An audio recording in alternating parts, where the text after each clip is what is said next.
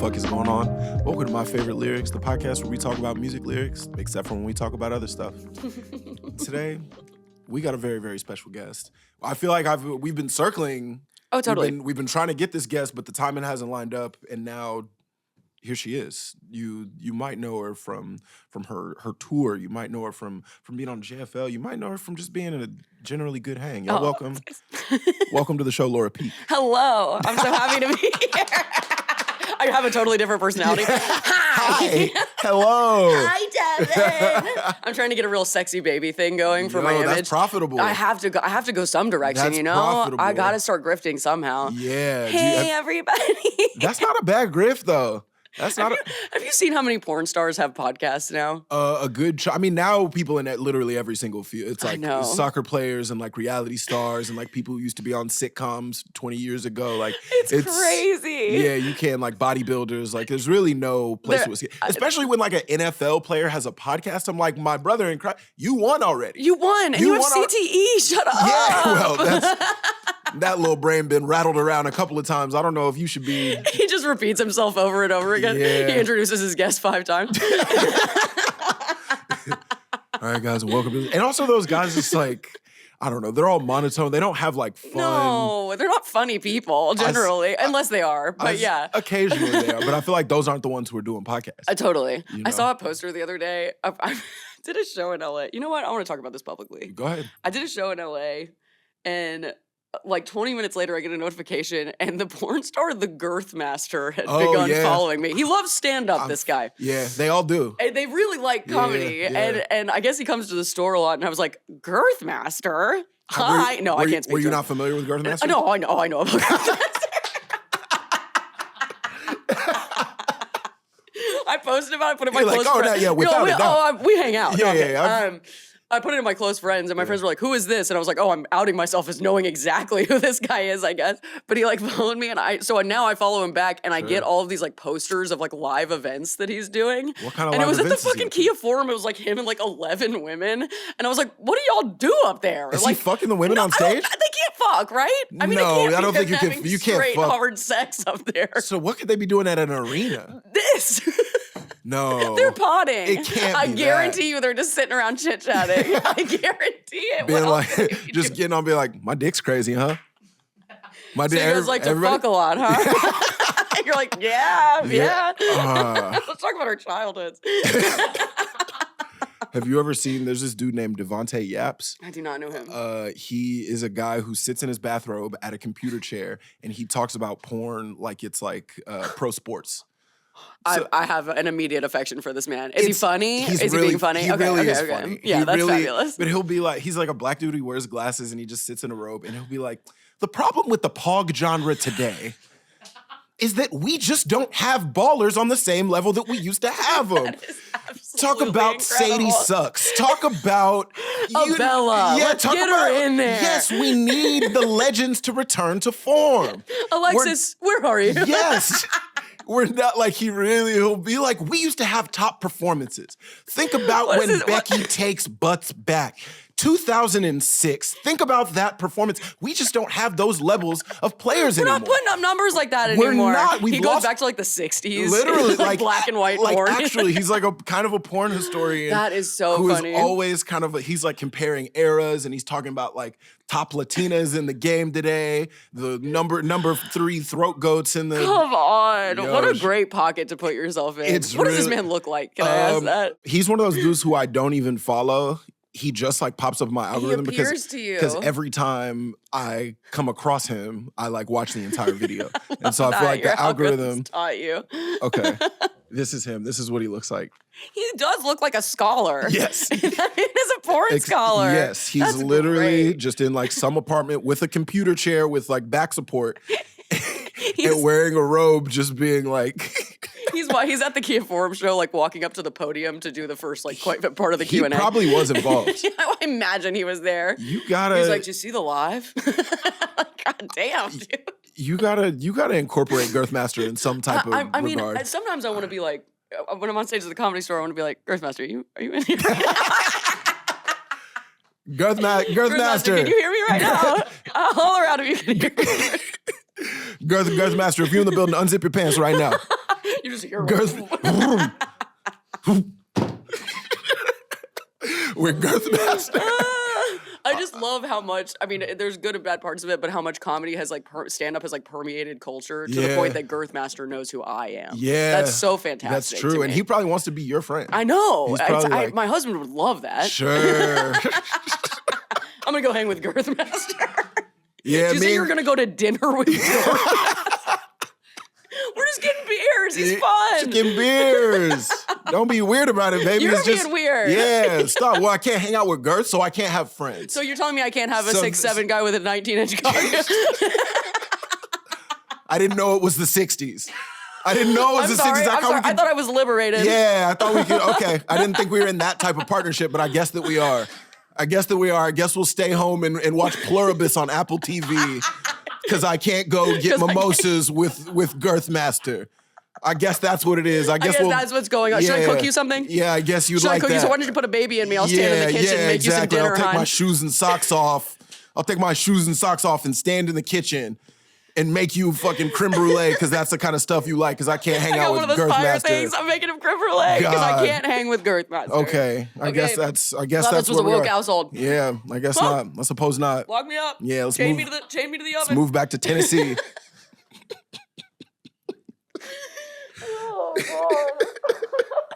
Shout out to Girthmasterr. Girthmasterr, if you're listening, and we know that you are, come be a as a Laura Peak fan. Girthmasterr, yes. We know you're involved. Get him on. You know what I'm Girthmasterr. I wonder, have you seen him do podcast appearances? No, but I bet he does. Okay. So I'm sorry, we're talking so much about Girthmasterr. It's okay. But he does seem like... The beginning of the pod can go wherever it wants. He's not like... he's just like a massive dude. Yeah, he's huge. So I think he's kind of like a kind of a funny looking little fella. Sure, you know what I mean? Sure. So I feel like he's got a personality. I feel like he's very funny and he's like, I just happen to have this hammer. Yeah. I gotta do something with this. Do you think, I always think with a guy like, I mean, I guess he's found an industry for himself, but right. I feel like with a guy who's working with what he's working with, it almost feels like a curse. You know what I'm totally. saying? When you got that, it's like, it's awesome to look at, but it's like... probably painful and hard for your partners. Like, what he's gonna be like, he's gonna like be an accountant or something? Like, he's gonna sit at his desk all day. Like, I guess it's sort of, there's only one path forward if you're Girthmasterr. There's only one path for Girthmasterr. Yeah. That's the name of my short story I wrote about it. Your New Yorker article that you read. There was only one path forward for Girthmasterr. And I took the road less traveled by. Girthmasterr will be doing stand-up later this year. Oh, 100%. 100%. We're He's not gonna far bump me on lineups. We're not far from it. It's gonna be Girthmasterr. You ever go to like a club and you're just out of curiosity, you'll be like, oh, what other types of people? Yes. Does this club book? You'll just be looking, who do they have upcoming? Like who is just here? And you'll look like truly now it'll be like a porn star, and then it'll be like Vinny from Jersey Shore. 100%. Oh my God. We're definitely selling more tickets. They're moving. It's not they're even moving close. in every city in America. That shit is selling out. They're selling out hilarities on a Wednesday night. What a time. What a time. What a time. Girthmasterr, can't wait to have you on the pod. I'm now the host of this podcast. Yo, welcome. Y'all should come as a duo. Y'all should start doing two prov. You and Girthmasterr every Tuesday night at UCB. There's nothing going on. I'm a career woman. That's funny. It's not that. It's not that. If y'all are listening, I guess I always do this podcast kind of assuming that everybody knows stuff about us already. Right, and it's like, for those of y'all who listen, y'all don't know. Some of y'all won't know Laura yet. She's a married woman. She has nothing going on with monogamous woman. She's got nothing going on with Girthmasterr. They don't have no type of flirtation or anything. They just follow each other, but it's completely platonic between. Thank you so much between for her and Girth. Between me and Girth, we're friends. I shortened his name. Yeah. You gotta give him a nickname. Married woman Laura Peak. It's not like that. I just want to make that. Thank you so much for protecting my reputation. Very clear. I feel like I came in kind of hot, so I appreciate you protecting my marriage and my reputation. Yeah. She's married, probably happily. I don't know. We haven't talked about it, but probably. I was just talking to your producer. It's probably great. It's really, really good. He's a bit of a Girthmasterr himself. Okay, I'm sorry. He's gonna get so mad. He's a full lawyer. Yeah. His coworkers are listening to this. 100%, they're fans. Yeah. I made a post the other day. He has a very serious job and is very good at it. What kind of lawyer is he? He's an immigration and labor lawyer. Whoa, so he's like helping people. Really helping people. Whoa. He is very, I am who I am. He's very like accepting of all the shit that I talk about publicly all the time. I'm a stand-up. I'm like constantly doing stuff like this. Yeah. But every now and again, there will be like a line where he's like, hey, God, come on. The other day, I'm gonna say this because I don't think he'll ever listen to this. But the other day, I was on the road, and while I was gone, he installed a bidet that we had just kind of sitting around the house forever and not put in. And I got home, and I like tweeted this, but I got home, and he was like, look, I did it. He like had to go to a hardware store. It was like kind of harder than he thought it was gonna be. It's one of the hot water ones. Like, yeah, it's a I didn't even know they had hot water It's a spa day for your beehole. God bless. And I like wasn't using it yet. Didn't have to shit. And he goes, Laura, please come blast your butthole. I worked really hard on this. And I thought it was legit the sweetest thing I've ever heard in my life. And I tweeted it and he goes, hey, dude. He's like, can we? He's like, some stuff's gotta just be for us. Just me and you, baby. Some stuff's just us. I started doing It can't comedy. all be for them. Are you performing for Girthmasterr in your tweets?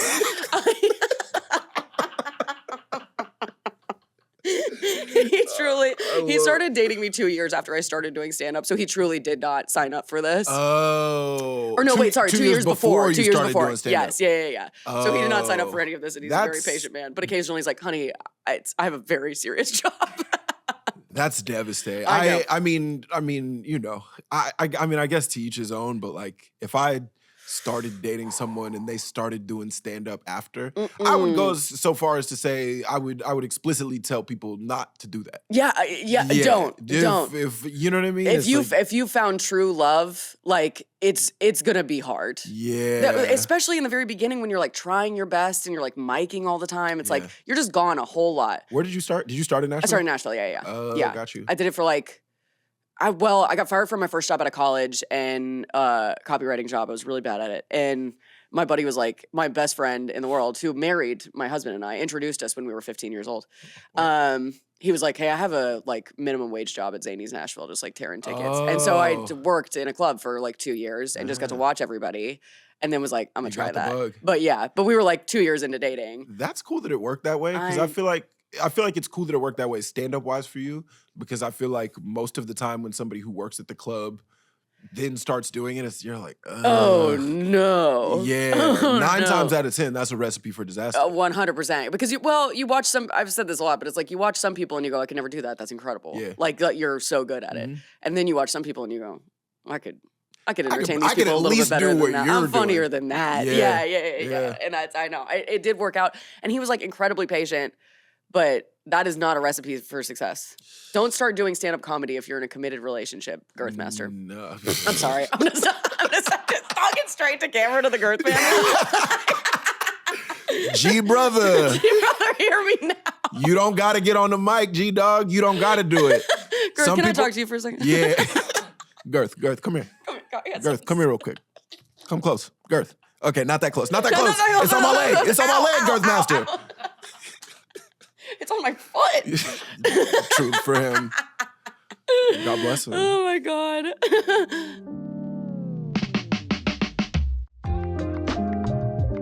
As a Nashvilleian? That's right. Is that actually the thing? That's what I say. Nashvilleian. No, that's evil. That's Kid Rock. Does he live out there? He lives out there. He's the biggest piece of shit who's ever lived. Yeah. Nashvilleian. Villian? Wow. Am I lying to you and I'm not from there at all? No, it's because it's like you're not referring to yourself as this ever. So yeah, exactly. It's all like, hold on. What are you? Are you an Austinite? Austinite. Really? Ooh, that sounds like a disease. You gotta call everybody you've been seeing and be like, hey. Listen, so it doesn't present in men. It's asymptomatic. Yeah, it's asymptomatic in men, but I do have Austinite. I found out I have Austinite, and I've actually probably had it for a while now. So, and by the way, I had a great time at the concert. You were so much fun. It was so fun. You were so much fun. And the brunch place, I really liked meeting your friends. Yes, you're a great dancer. Yeah. You're such a good dancer. But yes, I got Austin. So I'm not saying you have it. I'm just saying maybe go get. There was that night with the margaritas. We don't remember who wore what, and we were like, where to go? Yeah, you know what I mean? exactly. Like, you know what I'm saying? There was a wrapper on the floor, but we didn't see any. There was no condom anywhere, so it's like let's. And 4 days later, you called, and I was like, yo. Can I just a really quick story about the time I got chlamydia in 2014? Yes, always. This is my favorite podcast I've ever done. Yeah, this has never been what this has been about. Okay. But that's one thing I like about this show is like it is about music and we will get to it. Sure. But then there's a smooth probably half hour or so where it can just be anything. Well, here's the thing. It's like we have hung out in person maybe Not one time total. Yeah. Me and you and Carl Tart at an after party one time. Shout out to Carl. And that was it. Yeah. And so it's like we're truly getting to know each other. And I'm loving it. Okay, tell me about your chlamydia. So it's 2014. Me and this girl that I went to high school with, we had like it was, I wouldn't say a will they, won't they, but it was always like, she would always have the boyfriend or I would always have a girlfriend, but like, yes. We would never really be single at the same time. But like when we met in high school, she had a boyfriend and I thought she was really cute. And then later in college, I got a girlfriend and she would be single. And it just like... Nothing more romantic than that. When it's like the timing just doesn't work out. There's a ton of buildup. Yeah, that's lovely. That's nice. And so it wasn't till... It was years later. I was like out of college. I was probably just out of college at this point. And we went to go see a Childish Gambino concert. Nice. And then afterwards, we like finally hooked up. We didn't see each other regularly. I don't know why. We just decided, hey, we're gonna go to this concert together. Afterwards, we hooked up. It was kind of a fuzzy kind of. I was about to say, was it fun or was it disappointing? No, it wasn't really. The hang was really fun. Okay, the concert was cool. It was like a fuzzy kind of condom situation. Yes, where I was got just it. like, I really couldn't tell you how it went down. Yep. And then truly, like, I just started my like first like real job. I worked in an office, and I'll never forget her being like, "Hey, can I call you real quick?" I'm sitting at my desk. I'm like 22. Oh, you're a baby child. Fresh out of college. She sends me a text. She's like, "Hey, like, can I talk to you real quick?" And I was like, "Yeah, what's up?" I remember stepping into the stairwell, and I'm in the stairwell, just like, hey, what's going on? It's echoey, I'm sure. And she goes, hey, so I just feel like I should tell you this. She goes, just by the way, my boyfriend just told me that he has chlamydia, so like you should probably. What a fucking 1-2 punch that is. My husband has AIDS. You're like, Jesus Christ. Dude. You got to fill me in on some of this background information. Any of that information would have been useful. Just let me know. And and then I went in and the guy was like, you as well. You got it. Yeah. Damn, dude. Was it symptomatic? No, it was so early. She probably called me like less than a week later. Okay, good of her. So it was really cheating. Yeah.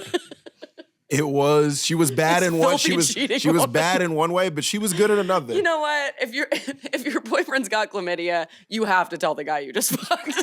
And I've always said that. I'm wearing a t-shirt. New catchphrase. Got some great merch. Yeah. That's something you start doing. You do it on your special. And the crowd's saying it with me.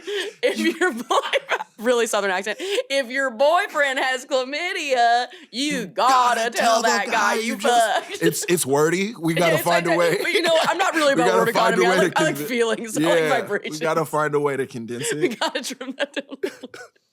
The crowd is getting lost in it. If you have to clap to keep them on beat. If your boyfriend has chlamydia, and 1 and 2 and 3 and 4 and fussy. Oh, I'm dead. That's a terrifying story. That is a terrifying story. Yeah. So, you live and you learn.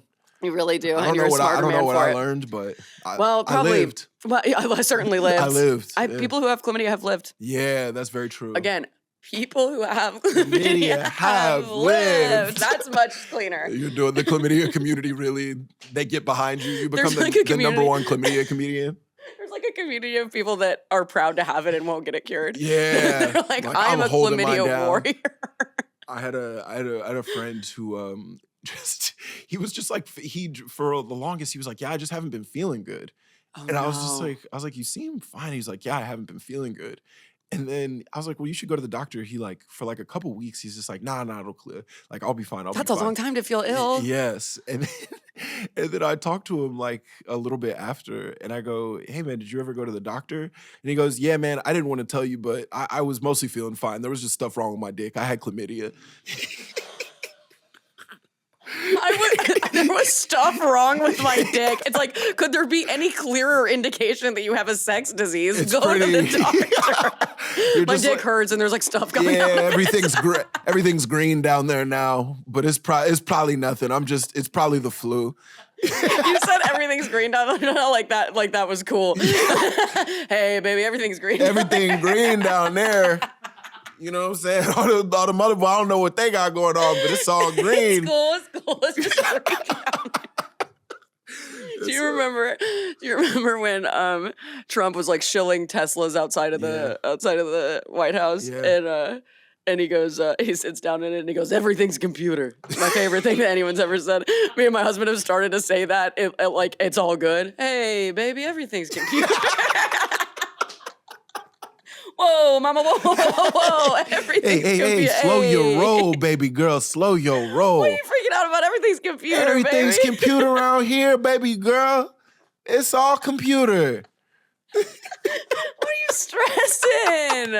Why are you so stressed, dog? I'm crying. Girl, baby, come on. Relax. It's all Touching my lips. It's computer. It's all computer, girl. Whoa, mama, everything's computer is maybe the funnest thing to say in the entire world. That's incredible. We got to give that to Carl because that's an SNL character waiting to happen. Oh my God, fun. Wait, I'm making a note. Yeah, it's ready to go. Oh my God. Laura, what was young Laura listening to? What was the music you grew up on? I grew up on country. Okay, yeah, like 90s country. That's where it would happen. Which is the best genre of music in the world, in my opinion. Go ahead. No. Ask me what you're gonna ask me because I feel like it's gonna tie in. Well, I was gonna ask where you land on present day country. Eh. Yeah. It sounds like AI. Yeah. It's like, it sounds like a literal like plug and play like truck, jorts, alcohol. Yep. There's some that I like, and honestly, I'm not like exploring enough new stuff to be honest. Like sometimes I'll like listen to the Opry. They still do like the Grand Ole Opry, and I'm like, oh, this is like a talented person. But I'm really bad at keeping up with modern music. I see. All my music is old.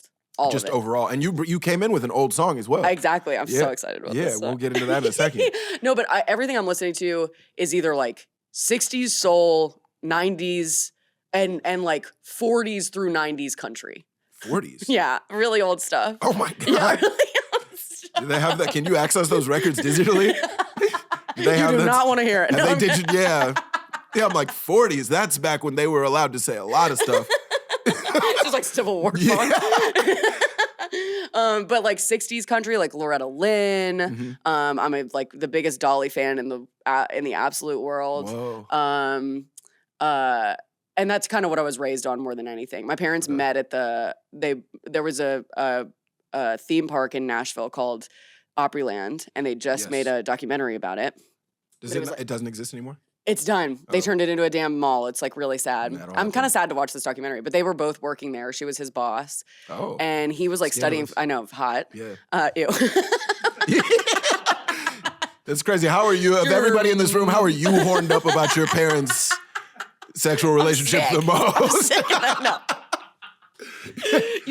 You ever look back at your parents and you're like, these were good looking people. Yeah, totally. I see how you two found each other. Yeah, 100%. They were both very good looking. Yeah. But my dad was like studying photography at the time at Middle Tennessee State University, and they used to let him shoot shows at Grand Ole Opry. Hey, hold on. What's the I did that college? What's MTSU? Murfreesboro? In Murfreesboro. Look at you. I opened for Nicole Byer there one time. That's crazy. What was that crowd of young people like? The crowd was fine, but it was like right coming out of the pandemic. Yeah. And so if I remember right, everybody had masks on. Oh, and it was in the basketball arena, which fit like 5,000 people. And how many there did you was get? Maybe like 600. Oh God, it's which so in the right brutal. size room would have been awesome. Electric. You know what I'm saying? Yes. Like in a 500 seat That's a big theater, crowd. it would have been completely full. Totally. But it was truly in an arena that fit thousands of people. Y'all And gotta so have it felt- some sort of like a lecture hall that it fits that amount. Don't That's put where them in the most damn colleges arena. happen. I know. You know, I know. most colleges, you're like in some like Yes. auditorium style classroom, like Something 300 appropriate. people.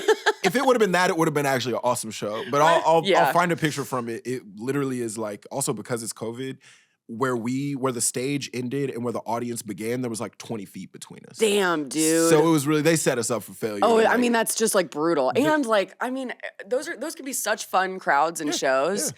But if a room, I just did a college and it was like maybe 100 cap room and there were 40 people there. It was like one of the best shows I've had in years. These little kids are smart. I'll say that. They you know are. What? I'm getting older and I like these little kids. I like it. I like them at least as audience members. Yeah, not as human beings. I don't know if I don't know enough people that age to know if I like them. I know. So it's like I just have an idea. Wait, how old are you, Laura? I'm 34. Okay, we're the same age. Okay. And so it is like, do you ever feel this thing where it's like, I feel like when we're like being a proper millennial, as a millennial, like nobody liked us when we were young. No, but nobody thought we were cool. No, there was no so like true. nobody from like Gen X was like, oh man, I got to get like a millennial haircut. Y'all are sick. No. Y'all have cool opinions. Everybody Nobody was liked like, us. Fuck you. Yeah, you fucking fuck you. suck. Why your jeans so tight?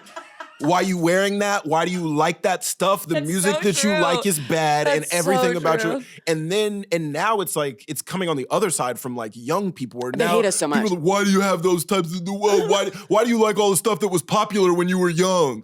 You Hey, I'm fucking wearing the weirdo. jeans that fit my body. It's just.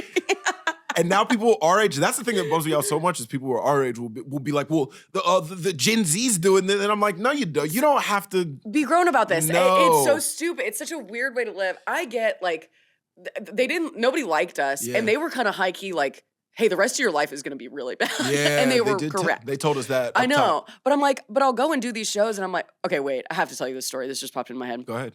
I didn't know what 6'7" was. That's okay. I was really late to that. And that's beautiful. I think it's nice when you don't know. Can you imagine about not stuff like that. knowing? That's You know what awesome. I mean? I Was only it- know because I have a niece and nephew who are that age. Yes, and that's, I mean, listen, I'll never get that time back in my life before I knew.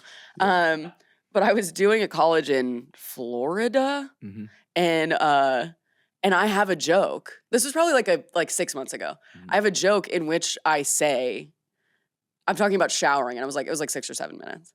And the entire over. crowd It's of over. like 19-year-olds with like really vacant eyes went like this in the crowd. And I was like, I got so frightened. Yeah. And I just said into the mic, is there like a shooter or something? You gotta go. You gotta go. Get out of here. Laura, turn your back. There's a shooter and he only kills comedians.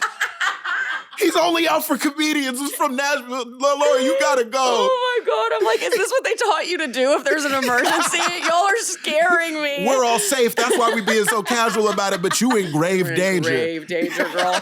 It was so scary to me. But you're so right, though. I enjoy, I don't know anything about their culture. Yeah. I'm like a very old woman. That's beautiful. I don't know any new music. Yeah. I don't know any new TV.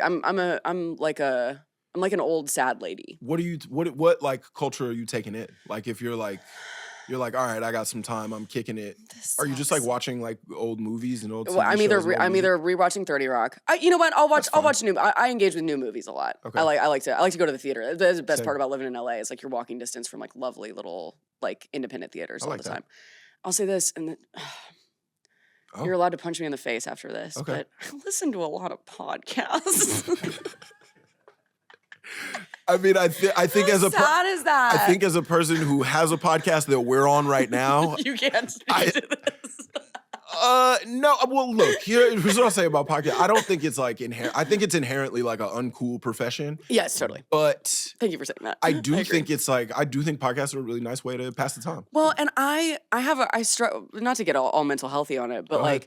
like my internal monologue is really, really bad. Same. So I sometimes think like that's most comedians. right. I'm very unhappy with myself. Yeah, of course. But Girthmasterr, I'm very unhappy with.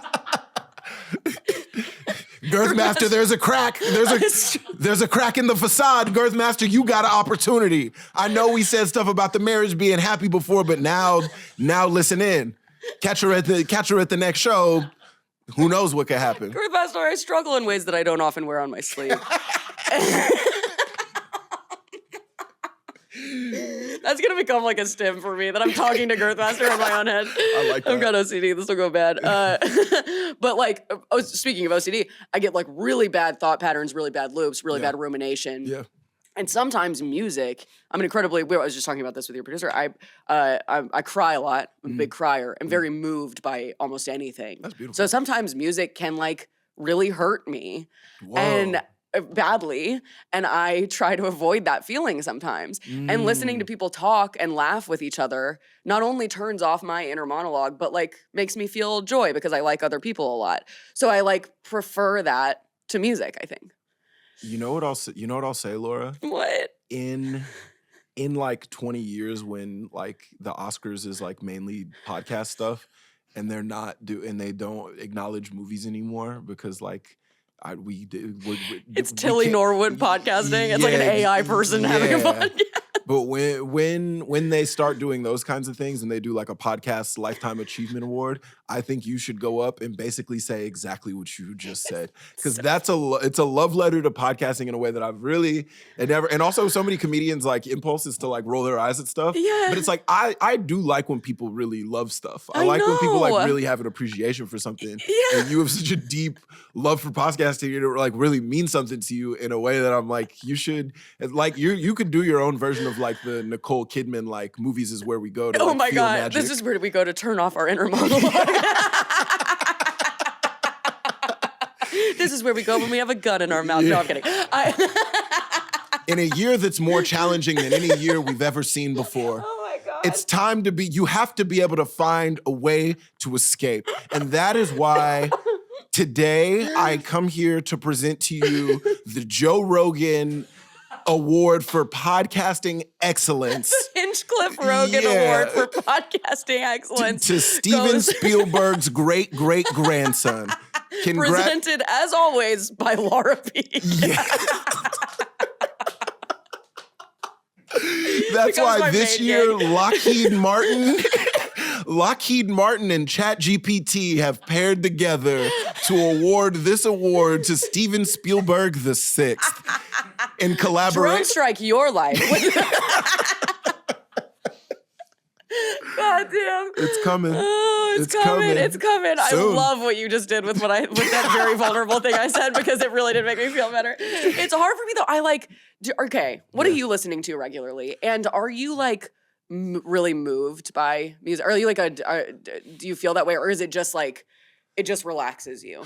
I think it depends. I don't feel. I think I can feel really moved by songs that I have like a really close connection to some you know history what I'm saying? with. Like yeah. there are certain songs from like right when I moved to New York that like that time was like so scary. Totally. And like I'd only ever lived in Texas my whole life. Yes. And then like moved to New York, just like truly no job with like 2 suitcases and a duffel bag. How old were you when you did that? 26, 27. Oh my God, so you came pretty young. Yeah. Okay, that's wild. Okay. And I got out here and it was so scary and big and new, but also exciting.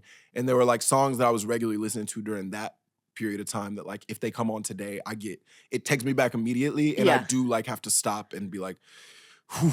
But it's like an appreciation thing. Totally. Ultimately, it's like a happiness thing. Like it's very touching. Look at where we came from, where we were. How exciting is that? But overall, I don't think I catch that feeling super often when I'm listening to like newer music. Okay, yeah. I think I can like, I enjoy it, but like kind of similar to what you're saying. I feel like sometimes I'm straight up just not. I'm like, I can't even think about what songs I want to hear right now. Yeah. I need to just like listen to somebody talk for an hour. See, that's I don't even like, want to have to put something on. Yes. I want to just like, it's like, all right, here's an hour and a half of just like whatever people they're talking chit-chatting. about. Yeah. Well, and like, never hand me the aux. Like, choose it. Hear me that now. might be the name of this episode. Never give me the aux. Never hand me the aux. I'm gonna fuck it up. I'm gonna fuck up the vibes. But I'm like, the pressure. I mean, I literally, it makes me like very nervous to think about doing it for other people. But like, I'm such an anxious person that I'm anxious when I think about playing music for my own self. No, I know what you mean. But you know what I mean? Where I'm like, oh, where do I even start? Yeah. Also, there's a million things available. There's so much to listen to. There's a million things. I'll say this. Like, what's right for this mood right exactly. now? I've been getting like nervous for sets or whatever. You're moving up and stand up and more. It matters more now, and so I'm like, I get kind of nervous for bigger things now. Yeah. And I will say I've been listening to a lot of punk music that Oh, is shit. really chilling me out. What Last night in what do you between, listen to? I'm obsessed with Amyl and the Sniffers. I can't believe that's a real thing. I know. They're so sick. You were talking about 30 Rock. That seems like a cutaway gag. With somebody that seems like Jenna's like, yeah, and I like. I'm going to see Amyl and the Sniffers. I'm doing karate and I also started a band. Jenna, no, you did. What's it? We're called Amyl and the Sniffs. Dating a 14-year-old and she started a band. They're so fucking good. Okay. I got to see them live. I think sometimes I just need like a ton of energy, and it like really kind of shakes out all my bullshit. And I've been enjoying them a lot. I've been listening to them before sets and trying not to revisit. Like, given my druthers, I'm like, okay, I'm gonna listen to a John Prine song that's gonna make me fucking cry for an hour. And it's like, just don't do that. Listen to shit that makes you happy. Interesting. You know what I mean? What makes you like happy? What music makes you happiest? Like literally, you're like, oh, that brings me joy. Ooh, that's a great question. I mean, I feel like I think similar to the stuff that really moves me, I think it's all like it's all baked into like nostalgia. Yeah, totally. You know what I'm saying? Yeah, with the like 2016 thing that's been happening on the internet. Yes. I've gone back into my like iTunes and been like, oh, what was I listening to in 2016? Yeah. And I like put back on, I listened to The Life of Pablo, the Kanye album all the way through. And it made me feel so good. Totally. Like just like things especially from like a simpler time in life. Yeah. Like you less said. pressure, like less pressure on you. Exactly. Yeah, totally. Like that is like some of my like, and I've been fortunate, whatever. Like I did SNL. Like totally. I've had all these like cool things that I've gotten to do, but like my favorite time in comedy was like the first like 2 or 3 years. That's when yes. I think about this all the fucking time. I never was having more fun than. I was so excited and like we are lucky to be successful, right? But I'm not super successful, but like we support ourselves doing yes, comedy. it's my full-time job. It's like doing stand-up, which is crazy. Which was the first. Can you imagine? That was my first real goal. Is like I just want to not have to have like a real job anymore. That is, I mean, I think that it should be really the measure of success of anything. It's like, are you making your money doing this? But when I first start, like there is a lot of pressure associated with getting better at this and being recognized for it, which is obviously a treat. But it's like, I just remember those first couple years, like Mike years, where I was writing like hours every day, every thought that I had, because it was so new to me to be like, oh, I could make that funny. So every thought I had was going on paper. It was a really like fully examined time in my life. You know what I mean? Like I was very in touch with myself. And you like couldn't wait to, when you had a new idea, you like couldn't wait to go try it and dude. like present it. And it felt so good to be like, also like in anything, I feel like when you start at like, you know, weightlifting or that, you know, whatever practice you want to try at, I feel like at the beginning you get better so fast. Good. Yeah, the turnover, because you're starting from nothing. Yes, so you're right, like, you're right. Oh, I'm like really improving by leaps and bounds over the course of like a year or so. Year and a half. Totally. Or whatever. And the way that like, you know, the longer you get into it, the more those like changes start to be like gradual. Yes. You know, it starts to be like little tiny like. Well, you also know how bad you are. You know what I mean? Like you get old enough and grown enough to be like, oh, I'm so glad that I was ignorant of how bad I was when I started, because I would have stopped if I had known how shitty that was. And I've been thinking about it. I've been trying to like, what's your writing style like? Do you write constantly for stand-up? I feel like I did. I feel like I got out of the habit of it when I started working at the show. Totally. Because I feel like then so much pressure and then it's like it stops, because it used to be like doing stand-up was the main thing. Like I'd have a day job and then I'd be like, all right, but like all I really want to do is get to the part where I'm doing stand-up at night. So nice. Yeah. I like can't wait to go do that. And I work, especially when I lived in Austin, like I had like a bummer job. Yeah. Like I was doing like social work stuff that really was like, you gotta. I did nonprofits for years and years. It's like, get me out of here. I was in domestic violence for years. I'm like, let's go laugh. You're at the end just hearing like bad news all day long. Totally. The world is bad. It used to be like, I can't wait to like get back out to doing the thing I'm supposed to do. Yes. And then I got on the show, and then I started all of us, you know, I didn't have like sketches tucked away like some people do. Like I hadn't been thinking about doing sketch comedy ever. Totally. And then all of a sudden it's like, okay, well, you have to come up with a couple new sketch ideas every single The back week. of my neck is sweating. That really makes me feel insane. I would be so goddamn bad at that. It's as it turns, you would honestly. That's the thing though, is like you would figure it out. You have to. You would figure it out as like you'd be there like long enough, and then you just start to piece some shit together. But then all that to say, like, that's where my head started going, is like, that's where all my new, creativity started to go to. Less to stand up, more to exactly. performing well on the show. So yeah. I like feel like that like trickled away in a way that I feel like I'm still trying to get back to pumping into stand up all the time. But I'm feeling the same way. I mean, whatever, not to be, but it's like world's scary. Yeah. And it's just like sitting down to write feels harder than ever kind Totally. of. But I was thinking about those first like couple years where you would write like a single joke and it was like 10 notebook pages long. And of course you're going to keep You'd write maybe 2 sentences of it. because you write ultimately. every word. Yes, dude. You're Yeah. thinking like that. And I'm like, I need to go back to that. I need to go back to true like new bullshit of like stream of consciousness. This story I'm going to tell is going to be 9 pages long. I'll whittle it down to 2 sentences. But like you get mathematical about it because you know what works on stage and you stop writing like you used to write. And I want to do that more. Eh? I got to get out of here. No. Girthmasterr. Thank y'all so much. Laura, you brought a song. You brought a song that you want to talk about today. I brought the world's greatest ever recorded song today. You brought a song. I have some thoughts on the song, but I want to tee you up, just to the people. Give them the name of the song and the name of the artist, and then whatever you want to talk about. Yep. So today we are talking about Biz Markie's "Just a Friend." Rest in peace to Biz. Rest in peace to Biz. I was at the funeral. I'm kidding. One of my best friends. Yeah, one of my biz friends. You have a bunch of pictures together. Yeah, we go way back, dude. He's my uncle. He taught you how to beatbox. Somebody had to. Yeah. Okay, and there are many pockets of this song. I mean, we know it, right? It's the most sing-alongable. It's so much fun. It's such a fun song. His voice is so fun and great. There are pockets of this song that really stand out to me as truly being the funniest thing I've ever heard someone say in a song. One of them, and I think the most important one that I'd like to dive into, he meets this girl at a show, right? He hits on her, and she's like, I don't know. You know, she's being coy. Then he goes to see her at her college. Skirt. Skirt. Biz. Uh-oh. Biz alert. Biz alert. She's a freshman. I only lived in the dorms freshman year. That girl's 12. Yeah.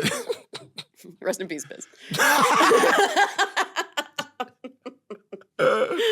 Okay.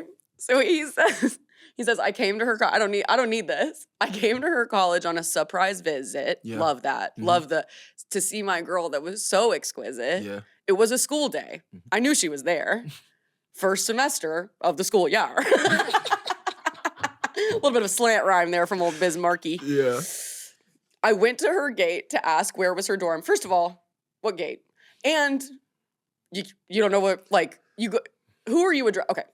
And I'll go into this once you say what you need to say, and then I'll dive into some of this with you. And here is the funniest lyric that has ever been recorded in history. I went to her gate to ask where is her dorm. This guy made me fill out a visitor's form. Well, yeah. No one has ever said, made me fill out a visitor's form in music, ever. He's the first and only. He's goated, okay? Talking about doing a bureaucratic task in order to see his 12-year-old girlfriend. It's also just like, dog, yeah, you had to fill out a visitor form. Brother, you're 36. Get to the point. You're a grown man. You got a full beard. We're gonna need to see some identification. You can't just come in the dorms. You looking at that camera for me, Biz? Yeah. You're not just walking in here. You don't go to school here. And we know that just based off of your physical presence. So it's like, yeah, you gonna have to put your name on it. Let us go in the back and photocopy your ID. Biz Markie, why don't you marquee down your fucking full legal name for me, brother? We got some people that like to talk to you. Come on, dude. Hey, Biz, why don't you come over in this room right here? Come have a seat right here. It's Chris Hansen making a fill out a visitor's form. I'm fucking dead. Oh my God. This guy made me fill out a visitor's form. Yeah. I think it's truly I laugh every single time I hear it because it's like, it's so non-essential to our understanding of what's going on. No. This fucking guy made me fill out a visitor's form. It's like Biz is more pressing issues. First of all, she's two-timing you. Your little college girlfriend. Yeah. Why don't you get upstairs and meet her friend? And then yeah, what happens when Biz gets into the room? So Biz gets into the room, and she's been there's a refrain that she has been telling him. It's just a friend. Yeah. I don't have a man. I just have a friend. He gets up there. Who's in there? Her little friend. Yeah. Okay. He goes back down. He signs out on the visitors form, which he should have included in the song, I think. Yeah, you got if like one part of the close process. the loop, Yeah, right? exactly. Yeah. Did you then get in your car and drive away? I want every literal interpretation of what he did. Yes. Yeah. So I put the key in the ignition because I'm driving. And right after that, I go, well, okay, first I had to walk up to the gate and I had to ask where was the doorman. And this guy made me fill out a visitor's form. She is two-timing him. They are, of course, as we know, not actually dating. He doesn't know this woman. He's stalking her for all intents and purposes. Well, can I speak about Please. this? Can I speak about this part? Because I hadn't looked at the lyrics until you brought this up. I hadn't like really thought about this song in a minute. And so just to be clear, he's yes, like Laura said, he's on tour. He was doing a concert. He sees a girl with long hair and a short miniskirt, which we love. He got off stage. He was pouring with sweat. He met a girl. He said, "Can you come to the picture booth?" Yeah. Let's go to the picture booth. I whispered in her ear, "Let's go to the picture booth." You know, ask you some questions. See if you're what is it? 100 proof, something like that. See if you're 100 proof. Yes. Which I guess this is the '80s, so I guess he's kind of just being like, "Let me I want to see if you're legit." Which kind of the implication.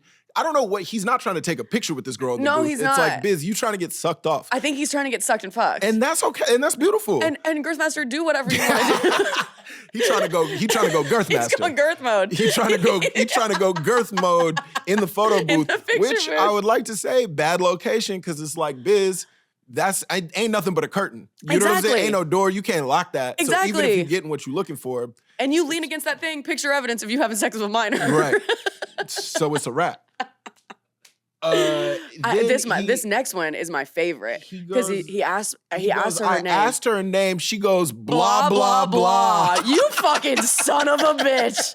You piece of shit! It's the most misogynistic thing I've ever heard in my life. I asked her her name. You're talking about a visitor's form and you didn't get this woman's name? Our priorities are out of order, Mr. Marquis. Yeah. And it's just like, yeah. And he also, throughout the song, he only refers to her as blah and blah, blah. And then it's like... Crazy work. And then he's like, wait, so she's kissing another guy? What? How could she do that to me? That no-name slut is kissing another young man? Probably more age-appropriate? Ew! Why the fuck don't she love me, man? Women are terrible. All I did was never learn her name and then surprise her at her university that I don't attend. Why don't she like me? These bitches suck, man. I'm gonna go listen to Andrew Tate. Biz Markie was unfortunately red-pilled as we're now. I like to think this is a song that inspired Andrew Tate. A generation of little Andrew Tate was like, her name is blah blah blah. Blah blah blah. She doesn't mean anything. She's probably not even smart. I like in the second verse after he does the chorus for the first time, he goes, he doesn't believe her. He goes, so I took blah blah's word for it at this time. At this time, for now, I'll take this nameless woman's word for it. And then he goes, my favorite. He goes, I thought just having a friend couldn't be no crime. Because I have friends, and that's a fact. Like Agnes, Agatha, Jermaine, and Jack. Your friend Agatha, Biz Markie? Is it 1912? What universe is this taking place in? Agnes? It also is really funny to me because it almost sounds like in the booth somebody was like, well, you don't got no friends. And he was like, I do actually. I got a few friends. What about Agnes? What about Anthony? What about Jermaine? And lest you forget Jack. So that's 4 friends. Fuck you. Jermaine, Jack, regular man names. Yeah, totally. Agnes, Agatha, we're getting to the bottom of this. He doesn't know what women are named. Or he's only talking to 80-year-old women. He doesn't understand the concept of a woman having a moniker. No. Blah, blah, blah. Agnes, Agatha. They're also names at the very beginning of the alphabet, so it's almost like he was like looking at a book, being like, fuck women names, Agnes, okay, Ashley, Agnes, Agatha, okay, All right, yeah, we ready. Let's do another take. Get in the Willie, picture let's booth. do another take. We're running it. Get in the picture booth. Turn my headphones up. Agnes, Agatha. Jermaine and Jack. And Jack, of course. And I have Jack. friends. Okay, no one who has friends has ever said the sentence, I have friends and that's a fact. That boy doesn't have anybody. Probably not. Probably not. Rest in peace to Biz again. Rest in peace, Biz. I love you very much. Love you, Biz. And to Biz's estate, to his family, we send our best wishes. His daughters, Agnes, Agatha. Jermaine and Jack. He bequeathed all of his money to his daughters, Agnes. What if he was like a huge Agatha Christie stan? That'd What if be- he loved a mystery That'd novel? be beautiful. You know what? I That's could see that. gorgeous. You know what I'm saying? Because if there's one thing that we know that he cares about, it's storytelling. It's so true. You know what I mean? I'm gonna cry. He's told like this is like, I mean, I think we both have maybe qualms with the way that he went about the situation, but you can't say that he didn't tell a full story, beginning, middle, and end. My man is building a world. He He's a built world builder. He painted a picture, and He it did. ends kind of at the moment that you know what I'm saying? It like builds towards a real moment. It builds towards a climactic moment that you feared might happen, but you weren't really sure. And I was all the way with him. He took us on a I was ride. all the way with him. He took us on a ride. I asked her name. She said blah blah blah. Blah blah blah. It certainly wasn't Agnes. It wasn't, because those are women's names that I know, and she didn't have one of those, or else I would have said that in the song. If she had one. Do you of have a those visitors names form that I could fill out? I mean, there is a part that I didn't remember.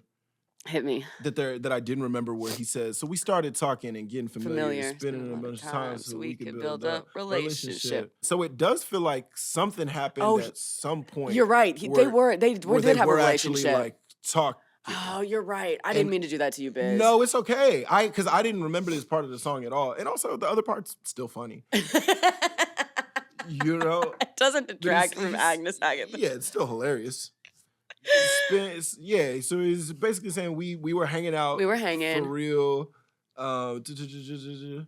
Yeah, and then I guess it seems like he says after this was established, everything was cool. The tour was over. And she went back to school. I called every day to see how she was doing. Every time that I called her, it seemed something was brewing.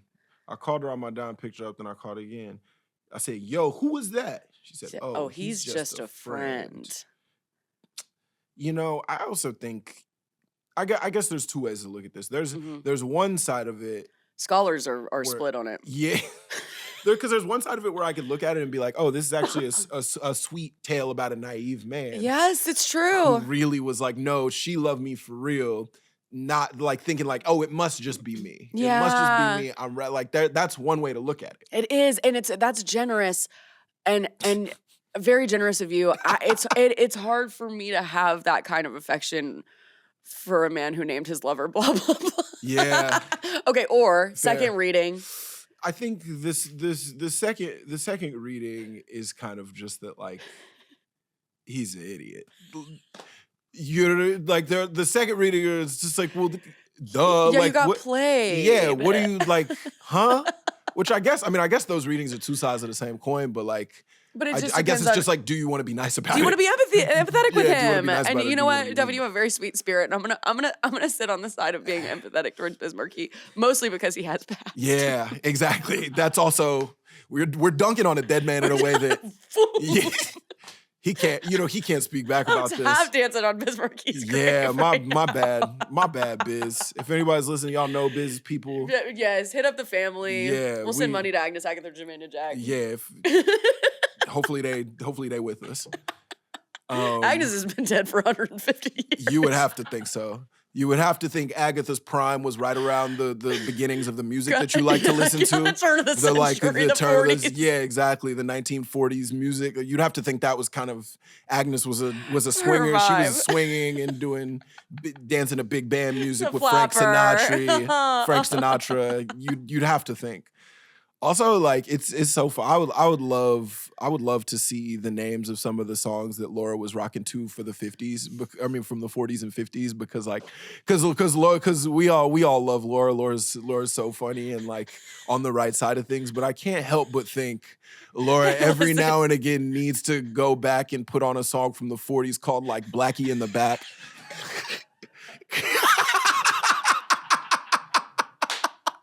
And that's why Laura can't listen to music that much. Because it goes bad.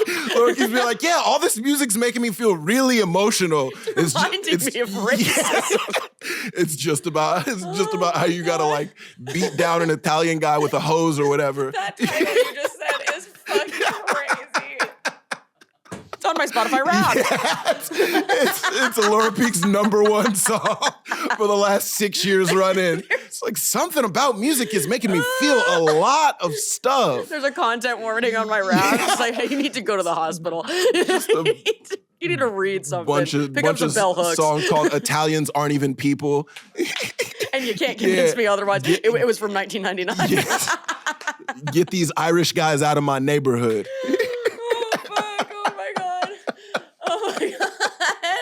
Bottom of it. we figured out why the music's hit Laura in so many emotional places. I'll say this. I think about this a lot. I was having a conversation with your friend Caleb Heron about this. Yeah. We're both big 90s country people. Yeah. And there is no one on this planet Earth that I can divorce the art from the artist. Than country artists? Like Toby Keith. Oh. You ever I'm not He was a bad guy. Also dead, right? Did he do God Bless the USA? Yep. Was that Toby Keith? He also yeah, of course. Of course he's a bad guy. Oh, terrible. Absolutely terrible. Should have been a cowboy. He died in 2024. Yes, that's right. He died recently. Yeah, he passed Should have away. been a cowboy goes so hard. I just got to take your word for it. You're going to love it. I'm just looking at an image of this man and I'm like, not for me. That's not for me. That's not one of Laura's little guys. Yeah, this is not a guy that I really want to be around, and I'm the type of guy that he didn't want around his daughters. So it's like, sometimes I can see him polishing a shotgun while I approach his house like, to take his daughter to prom. Hey, you doing your thing over there, I'm gonna do my thing over here. Love seeing you all the way over there, big dog. And our paths don't need to cross. I'm friends with your kids at the school, but I can't come to the house. That's the type of spirit that I just get from just looking at Toby Keith. Somebody from the Toby Keith estate is gonna like hit me back and be like, he actually had many black friends. You know what? He had many black friends. Here's a picture of him and LeBron James. Now, why would he? Y'all. Yeah. So why would he even stand next to LeBron James if he didn't like your kind? Answer me that. So riddle me this. Yeah. It's a young man that looks exactly like Toby Keith. I've been exposed. Do you have any affiliation with Texas country at all? No, I guess not. Did that come across y'all's desk? I guess not. Like what era? Who are the big boys? Similarly, I mean, like George Strait. Oh, sure. Yeah. George Strait, I feel like, is like the biggest boy. Me and George Strait went to the same college. No way. The main notable people from our university it's George Strait. Oh, love that. It is LBJ. Oh my God. The only Texas university to have graduated a United States president. You know that well, I'm so disgusting. What? You know that he famously had like a huge hog. I do know that. Okay. And it seems like we're finding a through line in sort of we're finding a through line in some of Laura's interests. Okay. I do feel like everything racist music and huge penises. Yeah, everything's kind of. Y'all just delete this whole thing. I'm not proud of what I did here today. I'm not proud of what I did here today. To fat dick. When we're talking about happily married Laura Peak. Fat dick is the most visual phrase on the planet. It really cuts a But yes, I did know that about LBJ. Okay, sorry. And he would like whip it out a lot. Yeah, it was like a party trick. Yes. Just be like, the original Girthmasterr. Yes, look what I got going on. And that's what everybody's, Girthmasterr got it crazy. Everybody's not talking about, he's been inspired. He's been inspired by He's standing on the shoulders of giants, dude. Okay? Big dick giants from yesteryear.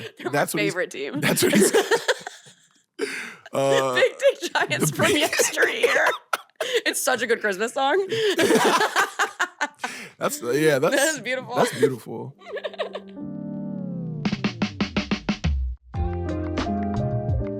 Hi, this is Nathan. I'm calling in with a lyric from Erykah Badu's song Hello, featuring Andre 3000. And there's some great rhyming in there that really threw me off. Andre 2000 says, don't wear any drawers, any bra, anymore, in it raw, isn't it raw? I'm in awe, I'm involved, common law, coming on stomach wall. Whoa. Kermit Frog, jump off London fog. Bridges in the midst of call girls, my woman calls. Unicorn, you my porn. This man rhymes coming on stomach wall with Kermit Frog and London fog. That's it. Thank you so much for the podcast, and I appreciate the respect you put on 2 Chainz and Ludacris. All right, take care. Bye-bye. First of all, this listener sounds like such a sweet man. He does. He had a really nice way of speaking, and that's crazy. Yeah. Kermit Frog. Also, I've been told that I've been too mean to the listeners lately. Oh. My bad. But you know what? Actually, not my bad. I meant everything that I said. But What are you saying to these people? You roasting them? well, it's just sometimes if they say something stupid, I'll be like, That was stupid. You said something stupid. Hey, there's a reason you don't have a podcast. And I'm not gonna lie to you. I will continue to do that ultimately. Of course, you're a mean guy. But I'm kidding. I will. So nice. I'll continue to do that. But I will say, thank you for calling in. I do. I appreciate y'all participating, even if I don't like everything that y'all have to say. They But want it. They want to get roasted. Some people kind of do. They do. I think this is why rap is so incredible, because like I know a big part of this podcast is us like doing what we just did, Yeah. and be like, "Whoa, keep like that's what a That's crazy thing crazy. for him to say." But I will say, like, such a beautiful thing about rap, and I guess kind of music in general, is like if you deliver it the right way, you can make, because like on the page it seemed That's kind of ridiculous. Sounds ridiculous. like kind of like goofy and whatever. I listened to it, I was like, "Oh, this is high art." Sick. This sounds- Absolutely sick. This Yeah, sounds, you're this so sounds right. incredible. You're so right. And That was like is- very vibey. And everybody can't do that. You Yeah, know what I'm saying? yeah. Like that is like his, because okay, and I now I'm seeing it. Now I'm seeing like the connection of it all. Now I'm seeing like the way that he's saying I'm jumping off the law, or Kermit Frog. No, actually, maybe I don't understand it. Actually, tell me what you got to here. I think I thought I did, and then I'm looking at it some more, and I'm like, I don't think I have enough time to dig into this and figure it out. But just suffice to say, just because he said it cool, I feel like he's getting at something deeper. Something deeper. Something but deeper. I'm just not smart enough to know what that is in the moment. Well, and it's like that was a pretty infectious and like very easy to listen to. Yeah. That I could probably hear that and not even clock that those are like a little bit strange. You'd have lyrics. to listen to it 10 times. The way this loser did. Exactly. We literally just had a meeting today. We're like Sadie, who does our socials, was just like, yeah. So Devon, if you could just be like a little just kinder to the guests who are calling in, like because we want them to keep calling in, so you can't just keep saying you're You fucking stupid idiot. and why did you say this on the voicemail. So if you could maybe just Oh my god. and so hey, keep calling in, please. It was me this time. Keep calling Can't kick in. me off the pod. No, she'll actually probably very much be back. We'll probably do an episode with Laura again in like a year. Let's do an episode where I just roast your listeners. I'll write a song about how You much go they through suck. every person who follows us on the internet. Dude, losers. Yeah, you research them. You find out specific information about where they're from and their insecurities. Sorry your girlfriend left. But looking at these pictures, I get it. Sucks to live in Virginia. Yo, y'all going on vacation to Myrtle Beach? Yuck. Ooh. You can't. Ooh, times are tough. Yo, you can't get to Cancun. I'm sorry, brother. No, we're not stings. gonna do stuff like that to you listeners. Hey, thank you so much for being a part of it. And thank you for being here. And Laura, thank you for being here as well. Of course, You dude. got That it. was Would so you- much fun. Would you like to plug anything before Yeah, we get sure. out of I'm on the road a ton. I have no idea when this comes out, but Laura Peak Comedy, LauraPeek. Laura Peak Live on Instagram. I got all my dates. I'm touring like for the next like 6 months. So please come see me on the road. God bless. I'm very tired. Go see Laura on tour. As you heard here today, she's very funny. It'll be a good time. Woo. Yeah. Bye. My Favorite Lyrics is a production by Disco Nap. If you guys like what you hear, leave a review and tell a homie about the show. And make sure to follow us at My Favorite Lyrics Pod on all social platforms, except for Twitter. We offer that. You can learn more about this week's guest and the My Favorite Lyrics team by checking out the show's notes. And thank you to the guys that made this show happen. Executive producer, Lauren Mandel. Producer, Carmen Kerrigan. Our editor, Nicole Lyons. Fringe Podcasts, who engineered this episode. And yeah, that's all the people that I'm going to thank for now. Thank y'all so much. Love ya.